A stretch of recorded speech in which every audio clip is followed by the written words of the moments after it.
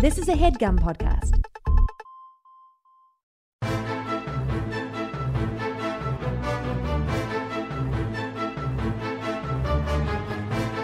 Hello and welcome to the Complete Guide to Everything, a podcast about everything. I'm one of your hosts, Tom. And I'm Tim. Tim, how are you doing this week? Tom, this week I'm in a bad mood. Oh, great. That makes for good podcasting. See, this is what I knew you'd say. I don't think it does. I think people get into bad moods sometimes. Yeah. And we're all about normalize mental health and no shame in being down or feeling depressed. And then the second you're in a bad mood for maybe unknown reasons, right? Sometimes you're down. Yeah, just sometimes, yeah. People are like, so you're in a mood, huh? So you're in a bad mood. Great for me. Yeah. It's I was being serious, Tim. People like when you're grouchy on this show. I don't think you were being serious. I just don't like people being like, oh, you're feeling down? Well, now that's what? my problem. Yeah, it's like, no, it's not. I'm just not going to talk a lot. Well, you should just keep it to yourself. Well, you're not going to talk a lot. Yeah, no, I'm just going to sit here quietly. That's not how it works, Run Tim. out the clock this week. That's not how it works, Tim. I'm going to have to... I'm surprised you're not jumping at the chance. I'm going to have to have a talk with your shop steward about your work ethic lately. Yeah, we have there's a lot of bureaucracy here. There's a lot of levels of management. Yeah, it's insane. But usually that's why we barely talk to each other outside of this podcast. Yeah. We're in different buildings working throughout the day on this show. This is a lot of work goes into this show. Tom, how are you doing this week? And I'm sorry. Now I have to apologize for being in a bad mood. Yeah. And not going along with your riff about being in different buildings that I frankly did not understand. The idea that Complete Guide to Everything is a huge corporation and we work in separate areas of the campus. Okay. Yeah. And what do I do? We're both just cogs in the machine and the hosts of the show that funds everything. But we're treated like shit by everybody that works here. Yeah, they don't know. It's like we're underappreciated. Tom, look, maybe you're right. Maybe it is a bad thing that I'm in a bad mood. Maybe it is your responsibility, or maybe this could be a fun challenge. Yeah. Get me in a good mood. That's not how mental health works. Yeah, it is. Do you think that's how therapists work? Like, well, you really got your job cut out for you today, Doc. Try and get me in a good mood. Yeah, exactly. And then they pull out a horn and put on a big red nose. And you're like, you done it again. Doc, 7 this is why years you're of the medical best school. in the biz. I guess, yeah. That would be a neat alternative to clowning instead of a psychiatrist. Like personal clowning, yeah. Yeah. It depends on the type, because that could get awkward, right? You don't want somebody doing comedy at you. If it's a money back guarantee, they make you laugh and they can't tickle you. Right. It's right there in the. That's what you should do if you're feeling really down. Tickle? No, is the Get show Make Me Laugh still on Comedy Central? I don't even know what that. I'm not familiar with this. Do you remember? You don't remember? No, I this don't show? remember a show. It was a game show in the 90s, and I think it was a resurrection of an old game show where somebody would come on, they'd sit in a chair. I think they strapped them down for some reason. Yeah. I don't know why. Maybe because then they had comedians they couldn't cover come their mouth, and they put time on the clock, and the comedian's there, and the person was not allowed to laugh. Yeah. And it's like, put a minute on the clock. This comedian is going to do whatever. They can't touch you. They can't tickle you. But if you laugh within a minute, you lose. If you stay stone-faced for a minute, you win. Comedy Central in the 90s. $170, yeah. right? But maybe that's a great way. We'll reimburse your train ticket to get here. Yeah, that's a great way to if you're blue, if you're clinically depressed, go on Make Me Laugh, and then the amazing Jonathan will make you laugh. Yeah, personally. Do you think you'd be able to do well on that show, not laughing? I think so, just because it's I think I'd be able to disassociate and I'd be fine. I'd walk away with that $170. Yeah, I think the audience would screw me up. Yeah, because they're laughing. Yeah, because if it's one person desperately trying to make you laugh, that's sad, and you can like recognize the desperation and be like, oh god, like this sucks. What is this guy like this. doing that like he put himself in this position? Like, I'm just a Joe off the street trying to cure my clinical depression. But this guy, he's doing the, what's he making? $200 for this? Yeah. And like demeaning and like, you know, the comedians would always start out with their acts. Yeah. And be like, hey, and like when that wouldn't work, like they'd get desperate in like the last 20 seconds and be like, goo goo gaga, fart, right? Like, and just try to make like funny noises. I mean, it worked more often than like, peanuts are. Yeah. You ever notice this about peanuts? So anyway, go. Hey, if you're feeling down, either use what may be a sponsor on this week's episode, some sort of therapy thing, or just go on Make Me Laugh. Just go on 1990s Make Me Laugh. Tom, you're cheering me up already. See, it worked. You didn't even have to resort to goo goo gaga and fart noises. I'd be killing on Make Me Laugh right now. I mean, I guess we've been going longer than a minute already, so. Yeah. I could tighten it up if I were on the show. This is a tangent, and I know we hate tangents on this show. But today, for the first time, my son, who is not quite 2, started with potty humor. Nice. Not even like, you know, he's just like saying words. Wait, what do you mean he's just saying words? No, it's not like it's not like he's taking a turd out of the toilet and being like, hello. Yeah, exactly. No, but he like today he was like testing the water. So I think he learned some stuff at daycare, and he was just like it gets around. He's like, poop. Yeah. Poopy. Yeah. And I was losing it. I'm like really bad at this. On Make Me Laugh. Exactly. Honestly, this would kill on Make Me Laugh. But like, I know I'm supposed to like discourage that, but it's very fun. You got to see. Next time you see him, I'm gonna make him do it in front of you. Okay, that'll be like, good. Hey, that'll do the poopy stuff. Yeah, but do I teach him not to do it? It brings me joy. Yeah, and I'm sure it brings him joy. I'm sure he loves to see his dad laugh. Yeah, don't you want your dad not to be so sad all the time? I'm sure he loves to see his clinically depressed dad laugh for once. I mean, and that's a tough cross for this child to bear, but that's his responsibility. Make me laugh. One day he'll be seeing a therapist he heard about from a podcast, and he'll be telling him about, my father never smiled except for when I said poopy. And I think that's what led me down this path. Yeah, and I don't want to know what that path is, Tom, because I'll be long dead. No, and I mean, it'll be the future. Who knows? It'll be like, and that's what led me to becoming a robot assassin. Yeah, it's a vice that hasn't been invented yet. And that's what got me. That's why I plug into the mainframe and do the. I can't help it. I wish I could. Yeah. I wish I could unplug from the mainframe sometimes, but I gotta. Hey, parents out there. Do whatever you can to keep your kids from jacking into the mainframe. It's poopy is the big, because I hear that from my niece all the time. Yeah, it's not good. Not poops, poopy. Well, guess what? What?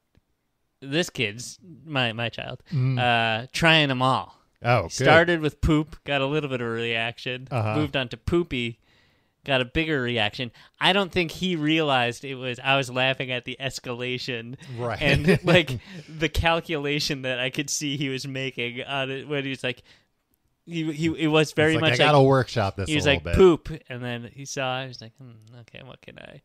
Let me try poopy. Yeah, got a bigger laugh. Yeah, I saw him take out a little notepad, Larry David style. Yeah, he's working on stuff. He's working it out on stage. I'm just like, eventually, look, I'll let it go now. But you can't bring the notepad up with you. It looks amateurish. Exactly. Yeah, my niece, I think uses it. I think similar to Make Me Laugh on Comedy Central. Like if she's doing stuff and it's not getting a reaction, like people aren't laughing or whatever, then she'll just say poopy. Yeah, bring out the old standards. It works. It works out her uncle at least. Yeah, I mean, hey, look, they're the standards for a reason, right? Classics. Well, Tim, we're not talking about poop or poopy. Oh, sorry. Yeah, we're talking about something that in some cases can look like poopy. They don't really melt. I mean, maybe when they're in your mouth, but not in your hand for sure. Right. Yeah. Yeah. If they melt in your hand, you're allowed to return them. M&Ms look like poopy in your mouth, not in your hand. Look, if they were decide to go with a comedic slant in their ad campaign, why not? Yeah, I think my son could deliver that line. By the time they get all implemented, like a year or so, you get a.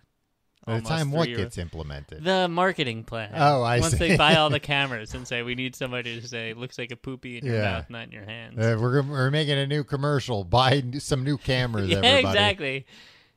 Tim, we're talking about M&Ms. I think partially inspired by your recent trip to the M&M store in Times Square. Yeah, Tom. Well, it's a real chicken and egg situation here. The origin of this episode.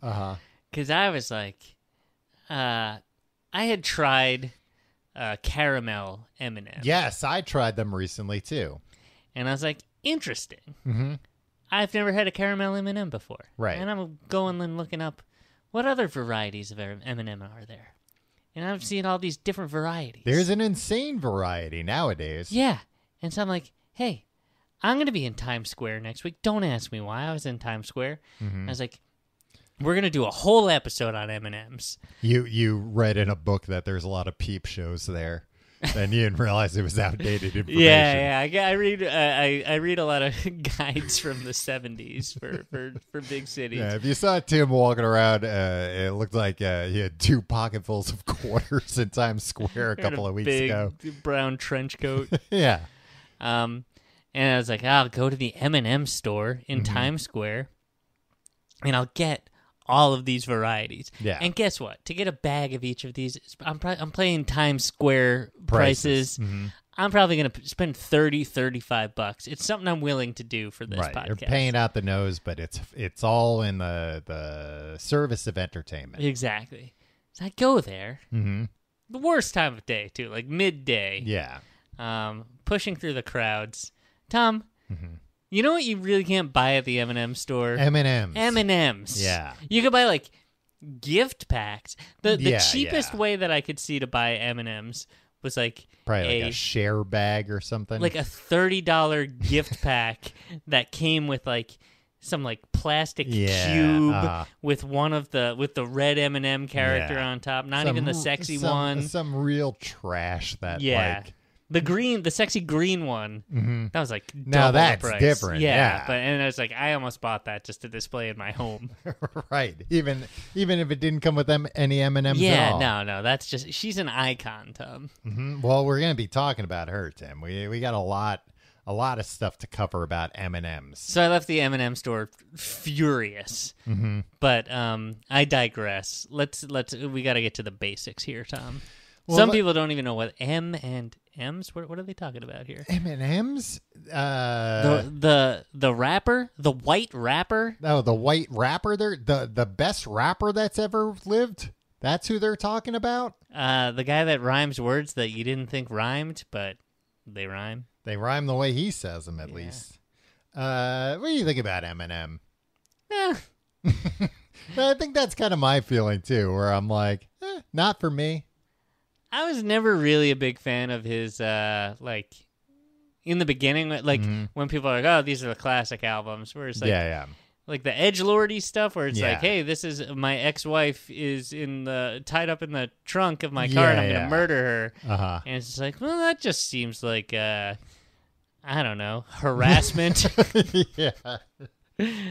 Terroristic threats being like, made. all right, I'll clean it up for the next one. I'll make it about somebody who wants to kidnap me. But I'll sing from their perspective. Yeah, and then they'll die at the end. Yeah. And kill their girlfriend, I think. Is that what happens at the end of Stan? Yeah. And now that's a phrase within pop culture. Yeah. To stand somebody. You know how long it took me to make that connection? Oh, really? Yeah. Oh, I made that connection right. I hear slang a long time before you. You do. hear slang before me, and you're always. This is the one time it was appropriate, but you always shoehorn something into like. If I hear something, it probably came from an Eminem lyric at some point. Right. Yeah, that's where I get a lot of the things you that just I pour like to over talk the first about. few Eminem albums and be like, how does this? I don't even listen to them. I Fleek? just read it. I just you've never heard an Eminem song, right? I've heard them. It's just not for me. Yeah. I turned it off halfway through the first one. So you just I just like the poetry of the lyrics. Tim, let me tell you about how M&Ms were created. M&Ms are multicolored button-shaped chocolates, each of which has the letter M printed in lowercase in white on one side, consisting of a candy shell surrounding a filling, which varies depending upon the variety of M&Ms. Tim, if somebody's listening to this podcast and they don't know what an M&M is, go to the hospital. There's something wrong.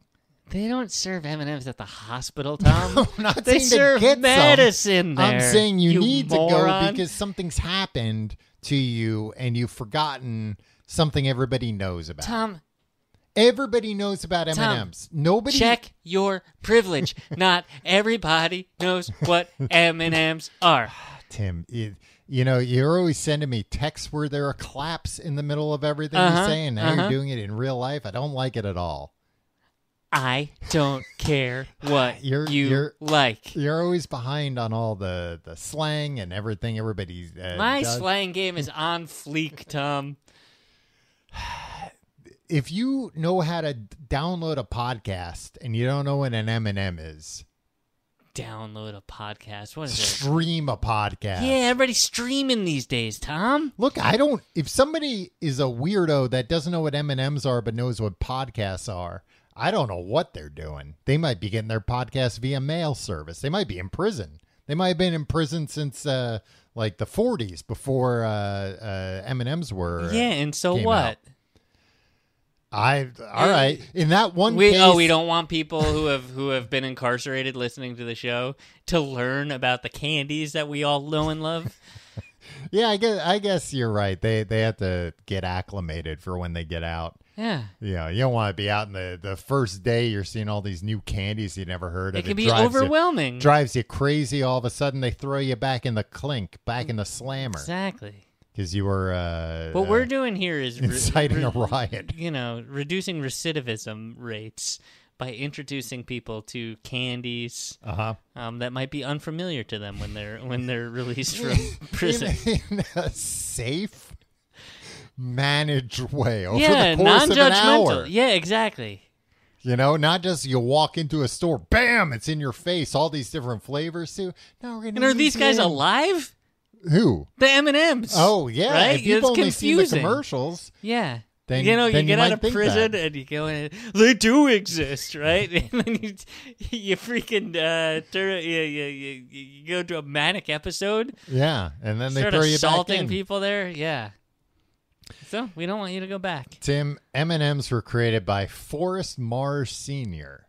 That's quite a name, Forrest Mars. Yeah.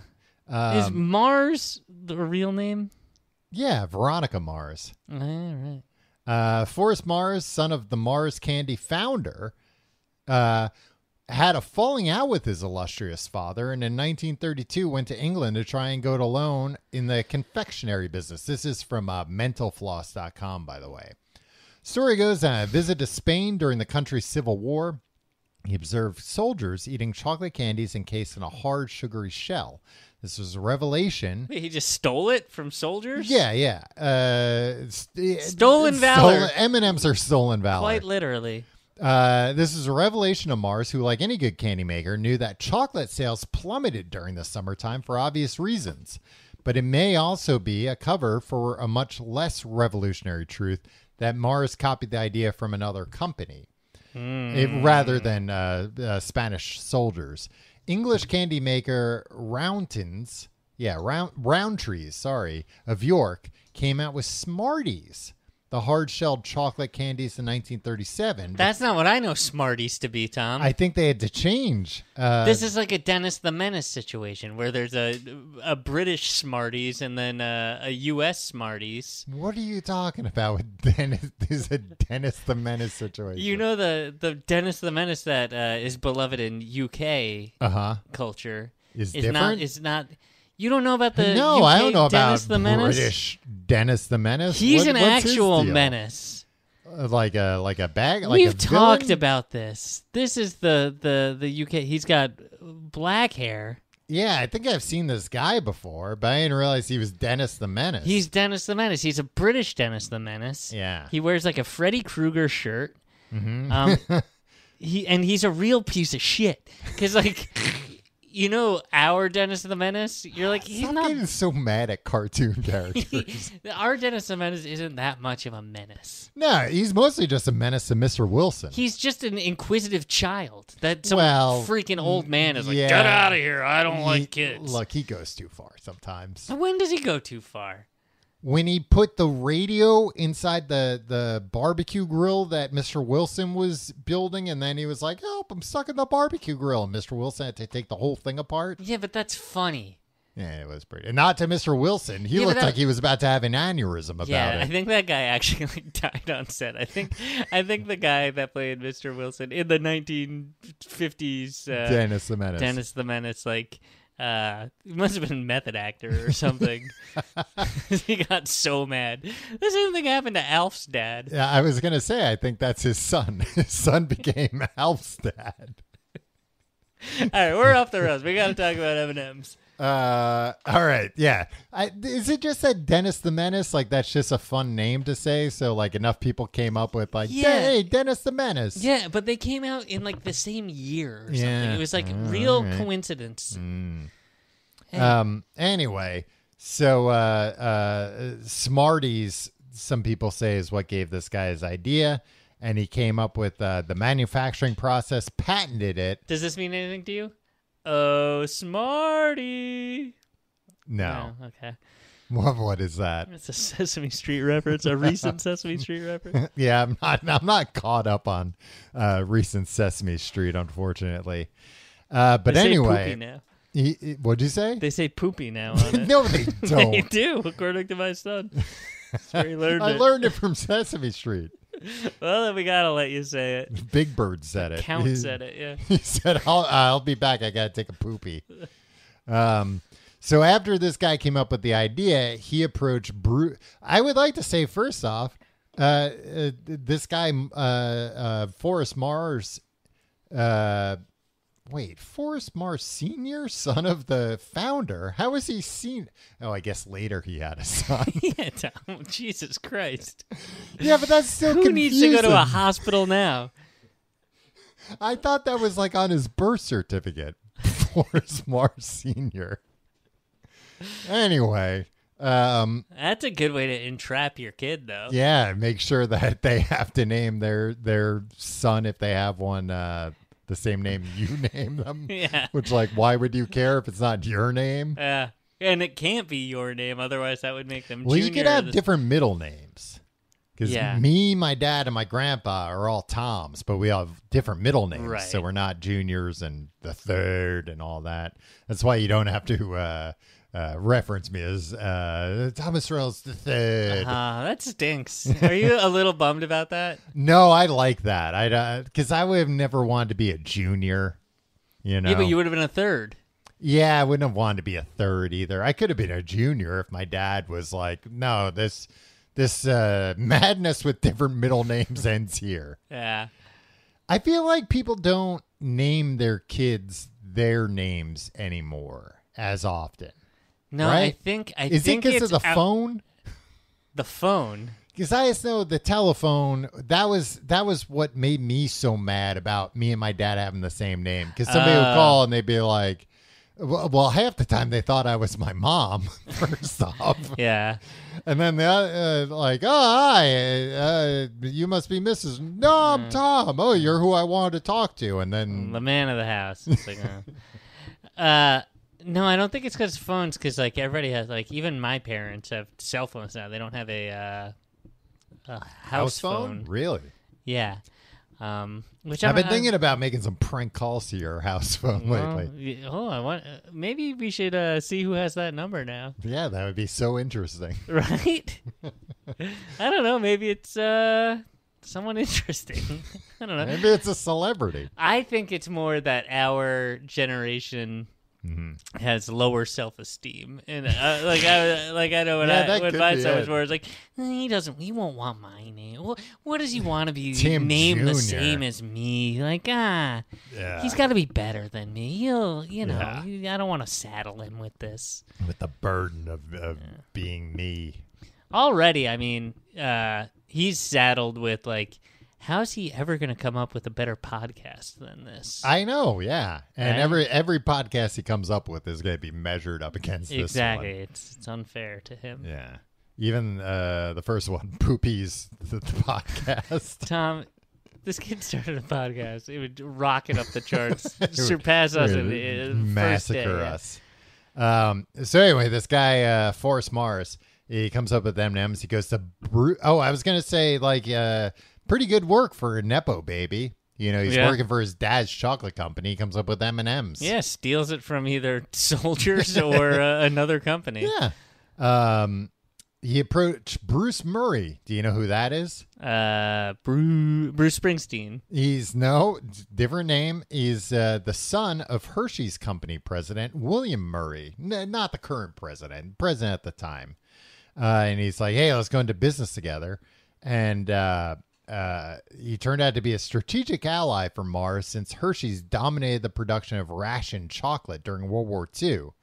Murray received a 20% share in the company, and for several years, M&Ms were made using Hershey's chocolate. The two M's didn't see eye to eye, and in 1949... So it's Mars and Murray is Mars the M&M. and Murray. And Mars bought Murray out for $1 million in 1949, which is probably like half the money in the world at the time, and took control of it. And that's why some people think that because the signature M was not stamped on the candies until 1950. And they were stamping it in black instead of white. So it's probably like harder to see up against the... especially back then, they had like a lot of darker colors. I wonder what the colors... I bet it was not as vibrant. I think we'd it see was an nowhere. old bag of M&M's. First, you'd be like, where the hell's the blue?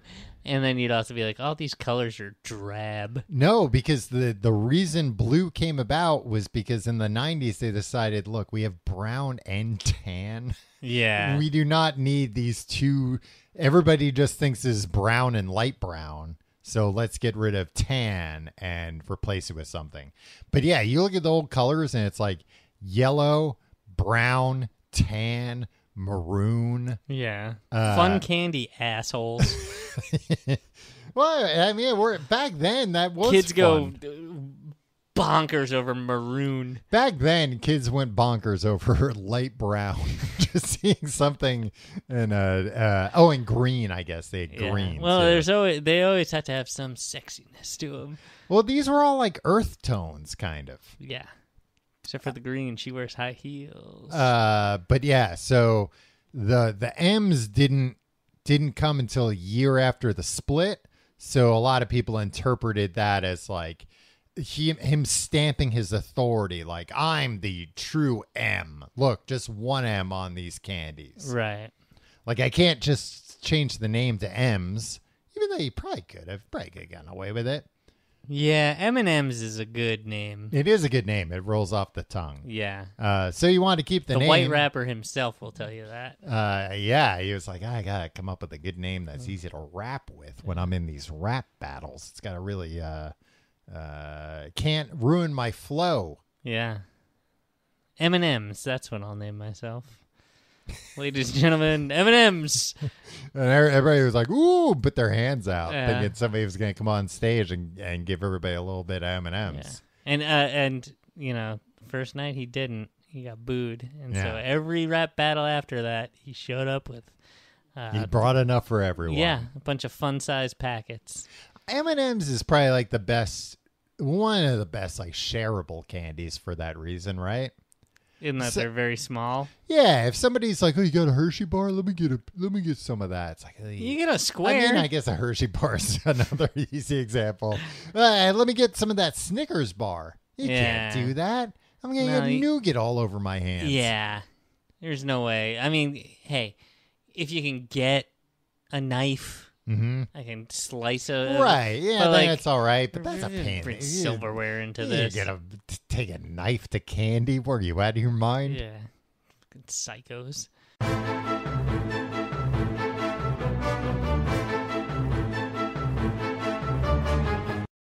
Tim, we've been doing a lot of talking about M&Ms. One thing we haven't been doing is eating M&Ms. Hell yeah. On Mike. On Mike, your favorite thing. So you didn't even have to go all the way to Times Square to get these M&Ms? No, I just went to my normal grocery store. You can't buy a freaking bag of M&Ms at the M&M store. I know. Jesus Christ, you've said it already. It's insane. You buy like a big M&M's jacket? I did. Tim, here are the M&Ms I got. Surprisingly, they were out of peanut M&Ms. What the fuck? At the store. Oh, at the store. All right. Yeah. I was thinking it was the M&M store again. Stop getting hung up on this. I'm upset. Tom, I just want to just so you know, you're editing this week. Yeah. First of all, bleep out all the cusses I've been saying. But second of all, I'm in a bad mood, so I've been cussing a lot. I'll take all the poopies out. Yeah. So, yeah, that's what I mean. Second of all, make sure M&M's is stylized in lowercase. Oh, is it always? Yeah. Huh. Look at the package. These don't look like. Oh, yeah, I guess they are, but they're big. Huh. You would have thunk. Tim, here are the flavors I got. They were out of peanuts. And they were out of peanut butter. Those are two of my favorites, Tom. Yeah, the peanut butter is a good one. They weren't out, but I think it was like they only had like big bags available.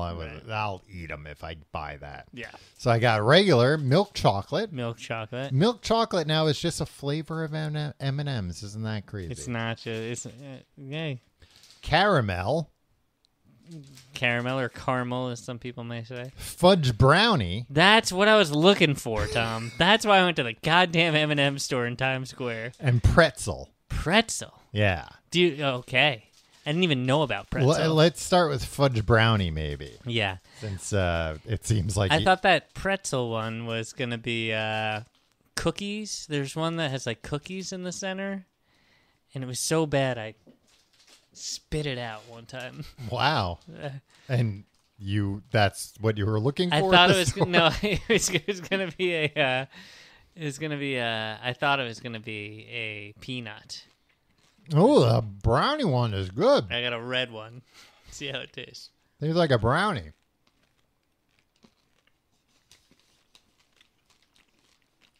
What do you think? Yeah. Does taste like a brownie. It doesn't taste that much like a brownie. Oh, yeah, it does. Okay. It's just, I think the ratio of shell to chocolate in a normal M&M is fine for an M&M. But not fine for a what? But then when you get something like this fudge brownie and it's bigger and the shell is the same. It's the same thickness, yeah. Same thickness. And you realize more chocolate on the inside, whether it be in brownie form or even probably just if they increase the amount of milk chocolate in there. Not a bad thing. Net positive, I think. Well, it's interesting you say that, Tim, because I'm going to crack open these pretzel ones since that's another new flavor to you. And me, like, well, you've been eating M&M pretzels? I've had pretzel M&Ms before. Well, I was going to say it's interesting you say that about the shell because a lot of people, M&M enthusiasts, are real into M&M minis. Right. Because the shell to chocolate ratio is different. Right. Because as the name implies, M&M minis are mini M&Ms. For anybody that hasn't seen these. They come in little tubes. They come in a tube, which is very useful. Yeah. And which, by the way, is what original M&Ms came in. They came in a cardboard tube. Wow. And then, later they switched to... Because I guess... I've because of the war? Because of the war effort? I think it was because they were giving them to troops. And it was like, well, this will hold up a little better than a bag or whatever. And then later they switched to the bags. Do you have any ginger? Huh? Do you have any ginger? Ginger, like just raw ginger? Yeah, I want to cleanse my palate. No, I don't. I don't have anything for you to cleanse your palate with. You're going to have to cleanse it with beer. Okay. Or another M&M. I'm going to eat an orange pretzel. It doesn't matter what the color is. These ones are real crunchy. I apologize. Mm-hmm. Yeah, I don't know about these pretzel ones. The pretzel in there. I like it, but are we calling this an M&M? What defines? I mean, it looks like an M&M. Yeah, what defines an M&M? The candy shell? I think just a chocolate and a candy shell. Yeah. Can you put? I don't know. Don't say poopies. I was gonna say poopies actually. Broccoli in a candy shell. It's broccoli M&Ms. You probably could, Tim. Is there chocolate in this? Yes. I can't tell. Yeah, it's not just pretzel. Allowed to properly cleanse my palate. You were allowed to. You just didn't have. You didn't bring ginger with you to cleanse your palate. Okay. Oh, interesting cross. I bit off some of the candy shell. Tim's doing some investigative. It's a little pretzel circle here, and I think it's even got some salt on it. I would hope. Pretzel? Yeah. I'm not getting the salty and sweet that I want. Yeah, that's what I was going to say. So maybe there's not. If there's salt, it's definitely not enough salt. And I'm looking through a list of like all their flavors. I think this includes like all the flavors that they've put out that, aren't available anymore. And I'm kind of surprised to see that there doesn't appear to be just like a salt one. A salt? Like salted or even like salted peanut M&Ms or something. Tim, here's some of the most popular flavors. Regardless, I mean, I don't know what they're going by. This taquitos.net, the worldwide leader in snacks. Well, what do you mean? What are they going by? They're going by their expertise. I guess. The worldwide taquitos? Taquitos.net. Is the worldwide leader in snacks? Yeah. Wow. I mean, I guess haven't even heard of them. A snack, but I don't know. It's not in the app. Same way. Yeah. Yeah, it's like snack. A prepared food. Yeah, I just don't like when they're like, hey, want a snack? Here's mozzarella sticks. That's not a snack. That's an app, asshole. You like that? If somebody said, hey, if you want a snack, here's some mozzarella sticks, you'd be mad. Yeah, no, give me a cracker. Something crunchy. Hey, get rid of those mozzarella sticks. I don't want that. I want a snack, not an app. Here's what they claim are the most popular flavors. Strawberried peanut butter. Tom, strawberry is not a verb. You can't strawberry something. They strawberried this peanut butter. Yeah. That strikes me as like some like legal thing. Yeah. I have to say. I think I've had those. It's like a peanut butter and jelly sandwich, kind of. Yeah, which I'm in favor of. Yeah, I think it's...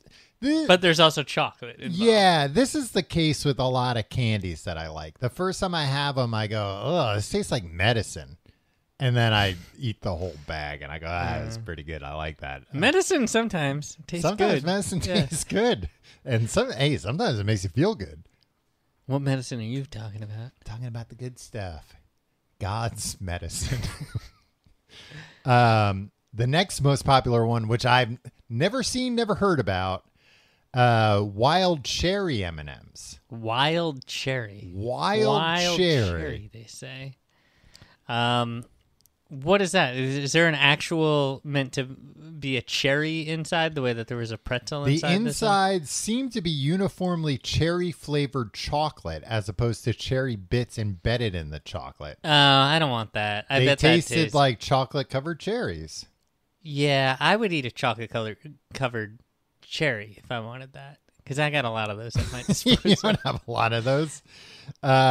You know what stinks about cherries in the real world, Tom? Apparently a strong taste. They don't taste good. They don't taste as good as cherry-flavored things. Many of them have pits. Yeah. Yeah, I don't like pits and things. Watermelons nowadays. So even you get watermelon with pits. Not a lot of pits in there. Seeds. Yeah, not a lot of seeds in there. Really? That's what I feel like. We got a seedless watermelon. There were those white seeds, but I guess those don't count. Yeah, I think you can just eat those. Yeah, I mean, you could eat another. Like a watermelon plant isn't going to grow in your belly, Tom. If that's what you were told. Well, I'm not about to find out the hard way. The next most popular flavor listed. Again, this is not one that I've even heard about before. Caramel cold brew M&Ms. The special edition of M&Ms came in large pieces with fairly typical color assortment. Oh, I guess some of them have different color assortments. The core of each was caramel. I think I'm against that. What? Oh, you always using the same colors? I think they should always use the same colors. Yeah. I guess that's what makes an M&M an M&M. Yeah, but I guess sometimes they kind of like to, say, oh, okay, this flavor, we're just going to put like these two colors because it's like a minty flavor. So we're just going to have like green and white as the colors. Right. In the case of crunchy mint M&Ms. Green, white, and brown, it looks like were the colors there. Tom, so it's coffee flavored? Caramel coffee flavored because there's also... coffee nut M&Ms, crunchy espresso M&Ms. Where do you find these things? Tim, I told you, taquitos.net. No. Where, how would you purchase these? Are these like limited edition? Yeah, a lot of these. I think they're listing everything that like M&Ms have ever put out, and some of these were, I think, pretty limited editions. I mean, they have things like M&M's Peanut Darth Mix and M&M's Peanut Jedi Mix that I guess were like Star Trek, Wars movie tie-ins. Oddfellows ice cream, Tom. I went there and I got a coffee ice cream today. It's a pick-me-up. I bet when you walked into Oddfellows, they said, "Oh, you're right at home. Welcome home." Yeah, I got the coffee crunch ice cream. Tom, would you buy this? Would you buy me this? I didn't have enough money, and they threw me out. I said I'd be back tomorrow. This is how they describe the coffee crunch ice cream. Coffee ice cream with a salty and bitter homemade coffee soil. Ew, soil? Yeah. I don't like that. Yeah, like you're thinking best case scenario, it's going to be coffee grounds, right? Yeah, worst case, it tastes like dirt. Yeah. Sorry. Do you want to hear what is, I think, perhaps like the most off the wall flavor that they had? Nah, we can move on. Mexican jalapeno peanut M&Ms. This is what I'm talking about. Why does it have to be Mexican? I don't know. These M&Ms, part of a flavor contest, also involving Thai coconut and toffee versions. So I guess maybe it was like a country if they had Thai coconut instead of just coconut too. Right. Maybe it was like during the Olympics or something. Yeah. And a subset of the usual colors, green, yellow, and red, that gave them a Mexican theme. Gotcha. Apparently they were kind of spicy, didn't necessarily taste like jalapenos, but had some heat kick behind them. Yeah. I would like to try that. It says at the bottom here, this snack was discovered by Jeremy at CVS Health. Review published March 2019. Ah, thanks, Jeremy. Yeah. And then they've got like a bunch of, it's funny that they name a store CVS Health and then sell jalapeno. Well, they stopped M&Ms. selling cigarettes there. Yeah. So now they're all about health. I was reading a thing actually about M&Ms that I'm going to get a lot wrong here because I didn't take any notes. But something about the government was trying to pass some legislation about putting additional sugar added labels on things, and Mars was apparently one of the companies that was like, yeah, do it, see if we care. Well, Mars would probably benefit from that because everybody knows that candy has added sugar. Right. But does everybody know that a granola bar has added sugar? Yeah, maybe that's what it was. That they're hey, like, everything's got sugar in it. And we are just like getting hammered by people like, oh, don't eat that stuff. There's sugar in it. If people see that everything has sugar in it. Yeah, that's true. That makes sense. I mean, I think we've talked about like the online fact where people are like, did you know that a can of Coke has as much sugar in it as 2 Cadbury eggs? And that just makes me think like, it doesn't make either of them sound so bad. Yeah. I do think it's like, hey, let me like reach for this thing that I think is healthy, like a granola bar, and like, there's sugar in it. Well, I might as well be eating M&Ms, which taste better. Let me go to get M&Ms. Oh yeah, let me get M&Ms. Yeah, people know that M&Ms like they're not really hiding anything. It's like it's chocolate covered in candy. Yeah. So it does feel like they're healthy. They're healthier than other candies. I think just because they're brownie smaller. Guys again. Yeah, I just want to check and see if they if they're healthy. They or come not. in a purple bag. They do. Yeah, I didn't look at the colors. If it's like a subset of colors, the pretzel ones don't appear to be. And now the mascot. I think we should talk about real quick. The mascots. Yeah. So you got the yellow, the red guy. I just had a good peanut one here, and let me tell you, half the chocolate was missing. And the peanut was exposed to the air, and I think that made pretzel was exposed to the air, and I think it kind of softened up the pretzel in a good way. Huh. Maybe I'll bite all these in half and put them back in the bag for a few days. All right, Tom, you got the red M&M, who's like, how would you describe him? Angry, kind of? Yeah. Sarcastic? Yeah, but he's like also like the default guy, right? In the commercials? Like he's in most of them. He's the star. He's kind of like Raphael from the Ninja Turtles, who also is red. Raphael was the star, you think? No, but like he's in a lot. They always include. I guess they always include all of them. He's voiced. There's a recent comic run where all the Ninja Turtles have died except for Raphael. Wow, tragic. Yeah. The red. Okay. I was gonna say brownie ones are good. I know. I was gonna say this red M&M. I don't know how they did this. It tastes like a brownie. I mean, they probably put brownie ingredients. I don't think. Well, it's not like. It's like, how do you get a brownie taste out of just sugar and chocolate? You put sugar and chocolate in something. The texture. I mean, I can't. It's hard to tell because there's about 200 ingredients in this thing.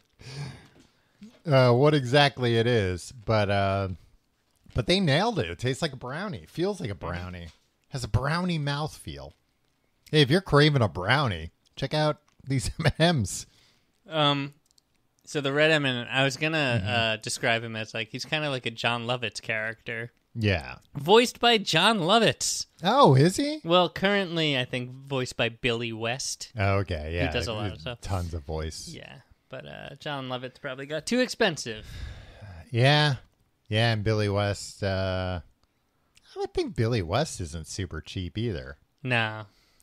Although I saw him at a Comic-Con one time, and he was just at a table next to one of the lesser known Ramones. I forget which one. And like no, there's a Jake Ramone. Yeah. And that was the fourth drummer. Yeah, I mean it was somebody that when I walked by I was like, is that just a guy with long hair? Yeah. Probably. Yeah, hair over his eyes and he's just like, I'm one of the Ramones. But yeah, I just thought that was.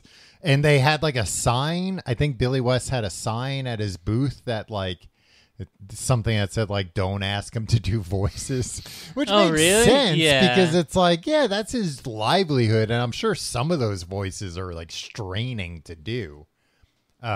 He doesn't want to just do voices all day at a booth and then people go, yeah, all right, bye. Like, well, I think you had to buy something if you wanted the monkey to do his tricks. Yeah, but I think like you should also like have to do it. If somebody asks. Yeah, right? No, I don't think so. It's what the guy does. Like, if you're not paying him, I don't think he has to do it for free. I mean, I also don't understand why you would really care about meeting him unless... I mean, I'm sure he's got great stories about doing the voices, but like, oh, that's probably how you can trick him. You're probably like, tell me a story about one of these voices. And you know he's going to get into the story and he's going to start doing the voice. And then you're going to see he's going to do like the evolution of the voice. Like, originally I was trying to do a thing like this. Yeah. Tom, the yellow M&M. Well, I was going before we move off of red, did you know red was gone for a while? The color? The red M&M was gone for a while. In the early 70s, a Russian study came out linking the red food dye amaranth, also known as red number 2, to cancer in humans. Subsequent testing never proved the ingredient to be dangerous, but it was banned in 1968. Although red M&Ms don't contain amaranth, the company pulled the color and replaced it with orange to avoid any confusion. For 10 years, the now iconic red M&M stayed on the bench. Wait, for what years was it? It was, I think, 72 to 82. Its comeback began in 1982 that's when it began. An undergrad at the University of Tennessee named Paul Herthman decided to create the Society for the Resurrection and Preservation of Red M&Ms. The organization was a spoof on junk mail campaigns that were popular at the time and asked people to send 99 cents for a lifetime membership. The joke quickly caught on. In 1983, Hethman received a membership application from none other than the PR manager at M&M's Mars.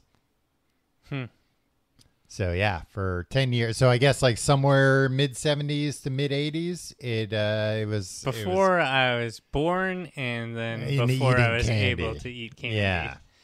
Thank God they got all that cleared up. So that's probably why he's front and center nowadays, because it was probably like a big campaign, and then it was like, now red is the famous M&M color. Yeah. And then, I mean... John Lovitz himself. Yeah. Stepped up to the plate. I mean, probably like, good 10, 15 years later, but... John Lovitz started in 1995, yeah. Yeah. Yellow in the commercials. A big fucking doofus. Yeah, he's a big doof. He's portrayed as a peanut M&M. Yeah, I got a peanut in my brain. Yeah. Originally, 1995, voiced by... Who? John Goodman. Oh, really? So I think this classic commercial where... the red and yellow M&M encounter Santa Claus, and they go, "They do John exist." Goodman? And he goes, "They do exist," and faints, and he goes, "Oh, Santa." I think that's John Goodman and John Lovitz. Oh, wow! Mixing it up. The two Johns together at last. Yeah. They must have done some stuff on SNL when John Goodman was hosting at some point. Right? Yeah. I was going to say, what a guy John Goodman is, huh? John Goodman. Nobody's got anything bad to say about him. I got one thing bad to say about him. Or you don't like his delivery if they do exist. No, it's fantastic. This is what I want to say to John Goodman. Gain the weight back.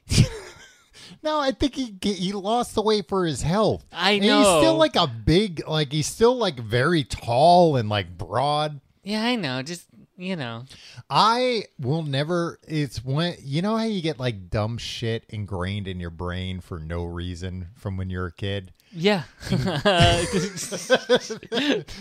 don't know why. They do exist 15 times today. I have ingrained in my brain a supermarket checkout magazine, like a National Enquirer type, where this must have been like the 90s, early 90s. Mm-hmm. And they had like a psychic, and the front page was like, psychic tells us their predictions for the next year. And one of their predictions was John Goodman is going to lose a bunch of weight and become one of the big hunks in Hollywood. Oh, what year was this? Probably like 1993 or something. Okay. He never became... He's not a hunk now. No. But he's a beloved actor. He's great. Yeah. He's always been. People have always liked him, though. Yeah. Yeah. Even Roseanne. What color is next?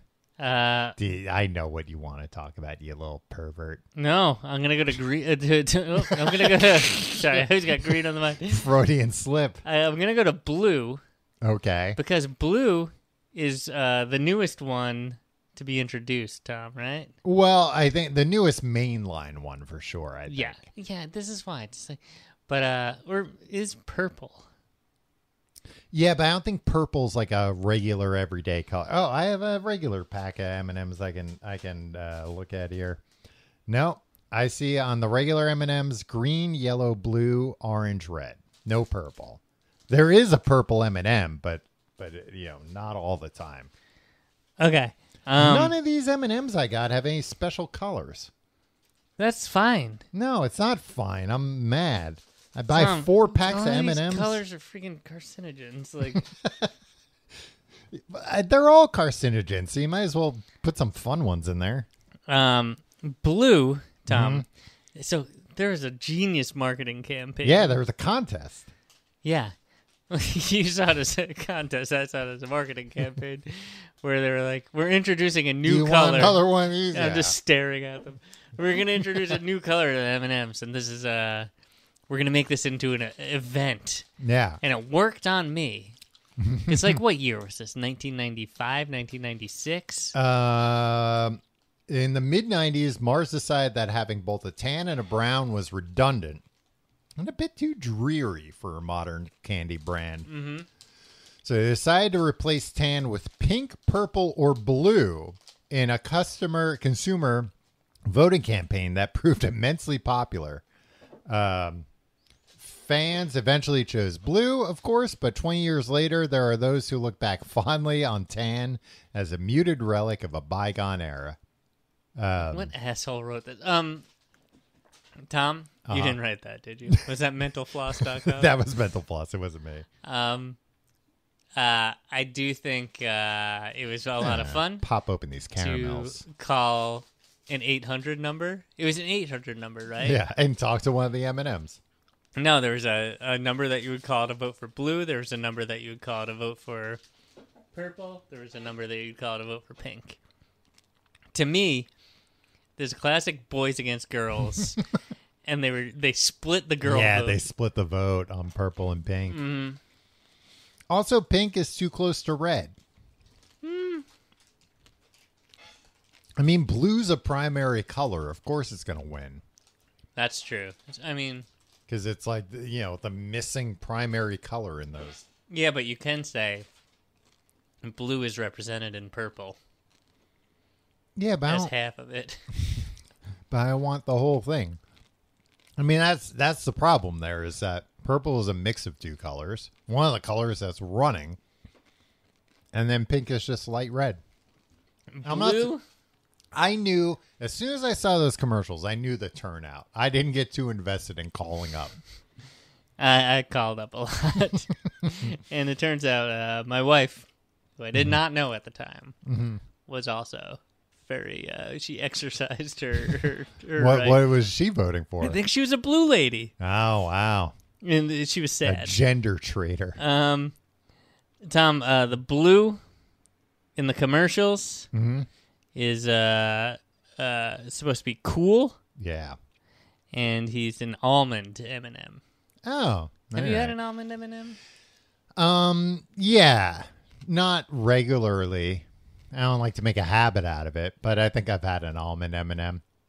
I think I've felt that, like, the almond, I like almonds a lot.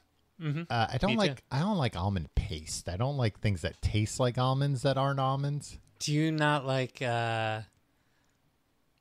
rainbow cookies? No, I don't. Whoa, really? Yeah. It grosses me out. But I like almonds. But I think another thing about almonds that can gross me out sometimes is like the like quality of almonds somebody like M&M's is using to make because they're like we just need the almonds to be tiny enough to fit in an M&M. Yeah. And then when you hear how much like when you buy a package of almonds, it's like if you can't like M&M's isn't the Mars Corporation is not going to be spending this much money on almonds. Oh yeah. Yeah, you buy like a nice thing of almonds. It costs more than an equally sized thing of M&Ms. Read between the lines. One time I was out of it in a Trader Joe's like 15 years ago, walking around. Dazed and confused at Trader Joe's. And some lady was buying I was in the nuts section buying some nuts, and this lady put this huge bag of almonds in her cart, and I went, "What are you gonna do with all those almonds?" And what'd she say? I said it out loud, but I thought I was thinking it. Right. She didn't really respond. Yeah. None of your business. Yeah, it was more like, I think I wasn't even asking. It was more rhetorical. Yeah, like you asked it under your breath, kind of like, what's she going to do with all those almonds? Yeah. Green, the sexy one. Green, the sexy one. Tell me why green is the sexy one. Because it was rumored for years that the green M&Ms were an aphrodisiac. Right. That you know, in the same way the red ones could give you cancer, that the green food coloring had a different effect. And then years later, M&Ms decided to play into that by having a sexy M&M. And it worked. It worked like gangbusters. Voiced by Cree Summer. Okay. Who is that, you ask? A voice actress? A voice actress who voiced Susie Carmichael on Rugrats. Oh, okay. And Elmira Duff on Tiny Toon Adventures. Okay, yeah. You know what? She's got a sexy voice. Did you watch this? No, Elmira was not sexy. She was a child that was obsessed with like hugging animals. Well, I'm saying the green M&M's sexy. Yeah. You know, were you? I remember you got really upset when they changed her shoes. No, well, yeah, no, when the new Animaniacs came out, and you were like, "Where's the sexy nurse? I can't wait for Hello Nurse to come on," and they wrote her out of the show. Yeah, I don't think I even knew there was a new Animaniacs. Wacko and Yakko could no longer drool over a Wacko and Yakko nurse. could no longer jacko to the. I don't get it. To the nurse. I while we're speaking about female M&Ms, Tim, currently there are 2 female characters and 4 male ones. Adding another couple of female characters to balance out the ratio is possible. Said, I think this is the president of M&M's they were talking to. Yeah. But there are, quote, implications for the product itself. Namely, M&M's would have to add new permanent colors to the mix. Solution then was to give the female green and brown a promotion. They'll have more prominent placement in ads with the aim of a little bit more gender balance, said Vincent. Here's my suggestion. Why do the M&Ms have genders?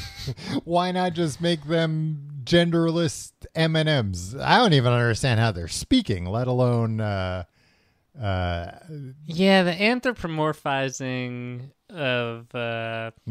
the food that you're going to eat is just a weird marketing thing. There's also like a lot of weird M&M. The thing you're eating has a soul. A lot of weird M&M commercials about people eating like the alive. The ones that are like probably 16 inches tall. Yeah, they're like the size of like a cat or a dog. Freaking delicious. I think that's the ratio that I want. Yeah. Oh, all right. So now you're sympathizing with them. Like I would eat like a corpse of one of them. I wouldn't be like, you're alive. Let me take a bite out of you. Yeah, but once they die of natural causes. Tim, you don't want to eat an M&M that's died of natural causes. You want to eat one that's been hunted in the prime of its life. The character for the brown M&M is called Ms. Brown. Okay. And I know it was Vanessa Williams for... It is, yeah.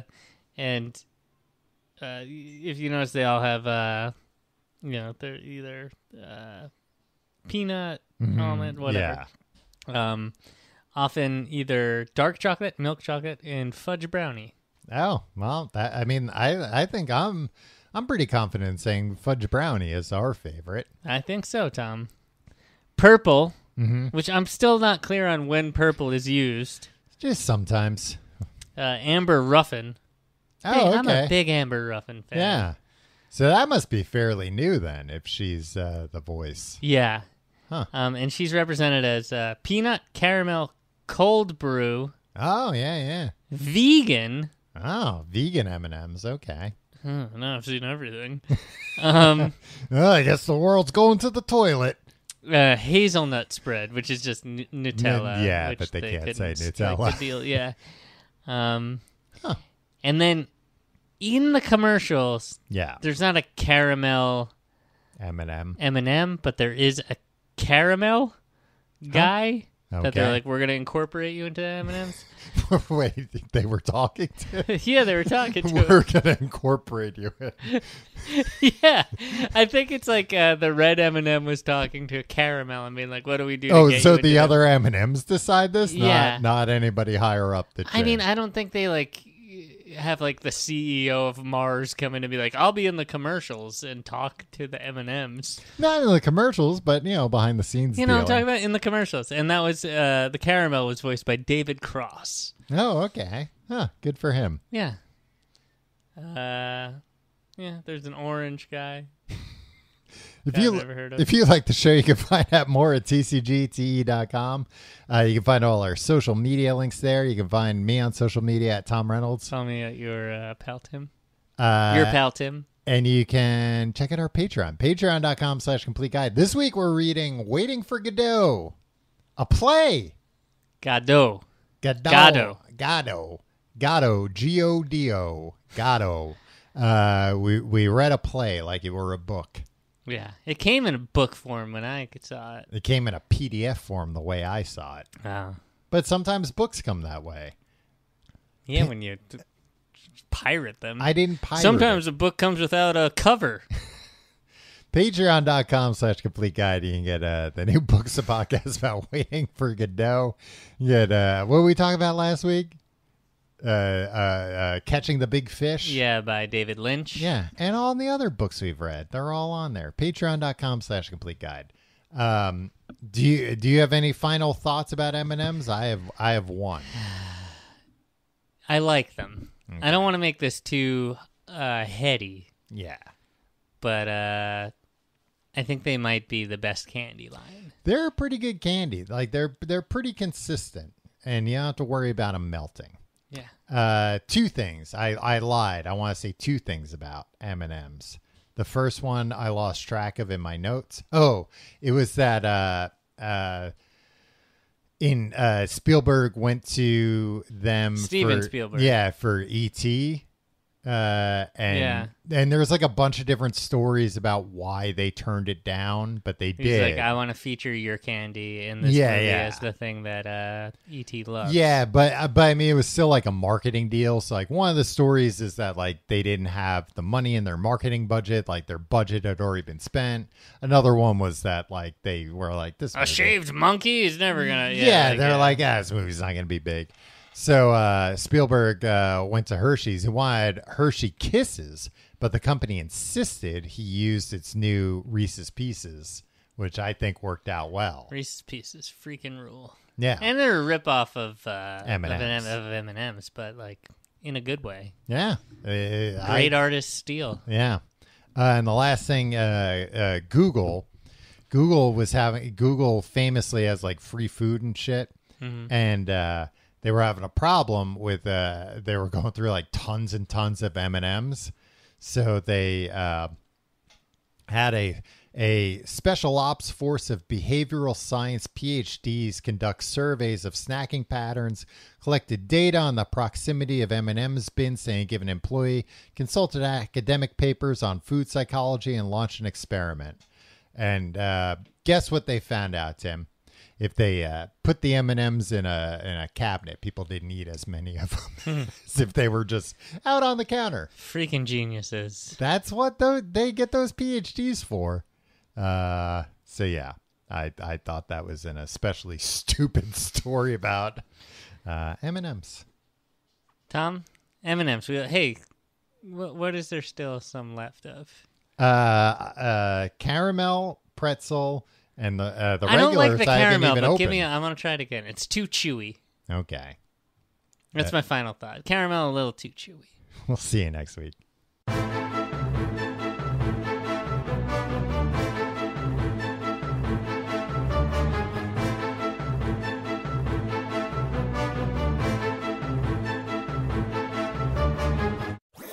That was a HeadGum podcast.